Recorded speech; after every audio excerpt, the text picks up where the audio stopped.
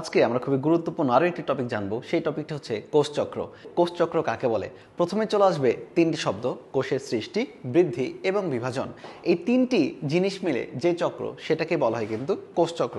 কোষচক্র মূলত আমাদের দুই প্রকার, একটাকে বলা হচ্ছে ইন্টারফেজ এবং আরেকটাকে বলা হচ্ছে এম ফেজ। এম ফেজের মধ্যে আমরা জানি মাইটোসিসের যে 5টা দশা পড়ে, সেইটা ইন্টারফেজের মধ্যে পড়ে সেই গুরুত্বপূর্ণ তিনটি জিনিস বা তিনটি ধাপ। এক নম্বরকে বলা হয় G1 বা গ্যাপ 1, 2 নম্বরকে বলা হয় এস বা সিনথেসিস এবং 3 নম্বরকে বলা হয় G2 বা গ্যাপ 2।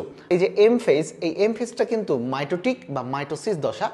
এটার পরিমাণ খুবই অল্প, 5 থেকে 10%। আর এ বাদে এতটুকু যে অংশ রয়েছে, এই অংশটাকে কিন্তু বলা হচ্ছে ইন্টারফেজ। ইন্টারফেজের 3টা দশা: গ্যাপ 1 30 থেকে 40 ভাগ, এস মানে সিনথেসিস দশা 30 থেকে 50 ভাগ, যেটা কিনা সবচেয়ে গুরুত্বপূর্ণ। কেন গুরুত্বপূর্ণ? এখানে অনেক বেশি সময় লাগে এবং এইখানে কি ঘটে জানো? ডিএনএর রেপ্লিকেশন ঘটে। গ্যাপ 2 এর কত পার্সেন্ট সময় থাকে? 10 থেকে 20% সময় থাকে।